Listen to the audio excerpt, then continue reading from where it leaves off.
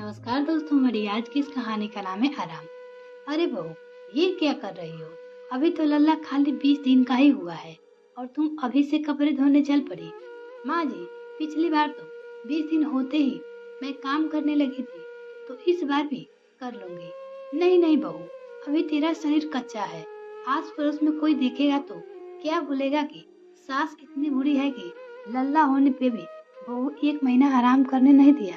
लेकिन माँ, गुड़िया पैदा होने के बाद मैं भी 20 दिन बाद सारा काम करने लगी थी। सास बहू की इस बहस को सुनते ही कजरी की दादी सास ने जोर से लगाते हुए कहा, बहुरिया, तू क्या पिछली बार का राग अलाप रही है? पिछली बार कौन सा तूने लल्ला जना था जो तेरे लाड चाव करते? बेटी पैदा करने पे भी इतने दिन सुलाए खिला रखा तू, क्या कबू कम था? इस बार लल्ला लाकर तूने हमें सोने की सीढ़ी पे चढ़ाया है, तो हमारा भी तो फर्ज बनता है ना कुछ लाड़ चाव करने का। ज्यादा बहस मत कर और अंदर जा। देख लल्ला कब से रो रहा है, जाकर उसे दूध पिला, बेचारा का गला सूख गया होगा।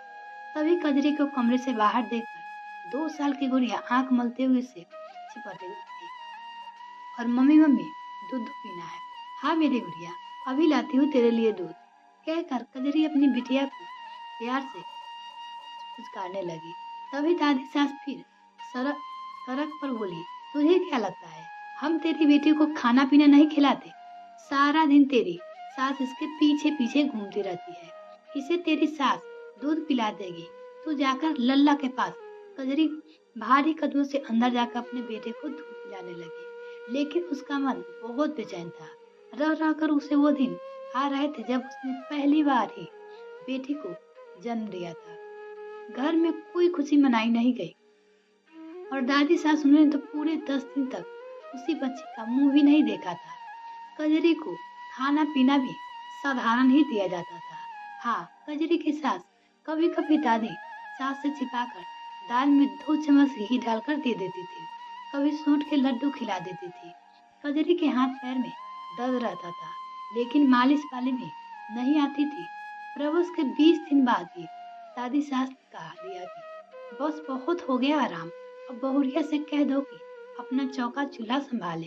काम करते करते जब बीच में कजरी की गुड़िया रोने लगती तो कजरी उसे दूध पिलाने के लिए भागती तो, लेकिन दादी सास ताने देते हुए कहती, बच्चे तो रोते ही है, सारा दिन इसे गोद में लेकर बैठी रहेगी तो बाकी काम कौन करेगा?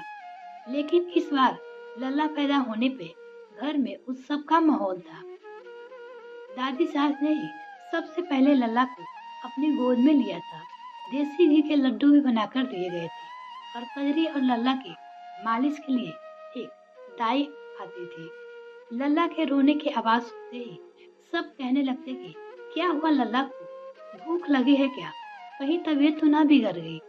कजरी को समझ आ रहा था कि उसने लल्ला को सुलाया और फिर अपनी गुड़िया के पास आकर उसे गोद में बिठा लिया।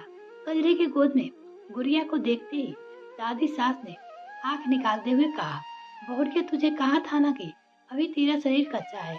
कजरी आज बोले बिना नहीं रही पाई। माफ करिए दादी, जितना कमजोर मेरा शरीर लल्ला पैदा करने पे हुआ है, उससे ज्यादा कच्चा तो गुड़िया पैदा करने पे हुआ था। पर उस वक्त तो किसी को मेरा दर्द, मेरी परेशानी नहीं नजर आई, ना ही उस वक्त किसी को मेरी बिटिया का रोना सुनाई पड़ता था, उसकी किलकारी। आज लोगों को बस ये लड़की नजर आती थी, लेकिन बेचारे इन नन्ही सी जान को क्या पता लड़का लड़की का फर्क। मेरी माँ ने हमेशा मुझे अपने भाई के समान ही समझा था, लेकिन लगता है आपको माँ ने लाड प्यार ना दुलार, तभी तो आप अपनी खुदक मेरी नन्ही सी गुड़िया पर निकालती हो।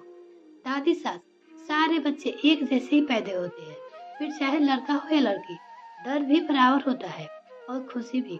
याद रखिए दादी, वंशवेल बहुएं ही बढ़ाती है। जब लड़की ना होगी तो बहू कहाँ से लाओगे? आज कजरी की दादी सास और सास दोनों कजरी के मुंह देखते ही रह गई। दादी, मैं अपने दोनों बच्चों को बराबर पालूंगी। एक माँ होकर भी अगर खुद मैं बच्चों को फर्क करूंगी तो इस दुनिया समाज से क्या दोष देना। दादी की नजरों नीचे हो गई थी और कजरी के सास चेहरे पर एक मुस्कान उभर आई थी। वो तो आज तक अपने बच्चे के लिए आवाज ना उठा सकी, लेकिन कजरी ने आज वो कर दिखाया। अपनी दादी सास के खिलाफ आवाज उठाया। दादी ने फिर डांटते हुए कहा, 2 अक्षर पढ़ लिए तो अब तुम मास्टरी बन के मुंह ही पढ़ाएगी क्या? माफ कर दे इस गुड़िया को, लेकिन अभी लल्ला का ध्यान रख। अगली सुबह जब कजरी उठी तो हैरान थी। गुड़िया दादी सास के पास खेल रही थी और दादी मुस्कुराते उसके मुंह में मुरमुरे के दाने खिला रही थी। गुड़िया भी दादी की ओढ़नी को अपने चेहरे पे डालकर कभी छिप जाती तो फिर ओढ़नी हटाकर हंस पड़ती। दादी ने तो आज पहली बार अपनी और पोती को ऐसे खेलते देखा था। उन्होंने गुड़िया को गोद में लेकर उसका माथा चूम लिया। कजरी दूर खड़े हड़बड़ाई आंखों से ये नजारा देख रही थी। मिलते हैं फिर नेक्स्ट फ्रेंड, तब तक के लिए bye. Thanks for watching this video. अगर मेरे चैनल को अभी तक सब्सक्राइब नहीं किया तो प्लीज मेरे चैनल को जल्दी से सब्सक्राइब कीजिए। साथ में बेल आइकन प्रेस करें ताकि मेरी वाली वीडियो का नोटिफिकेशन सबसे पहले आपको मिल सके।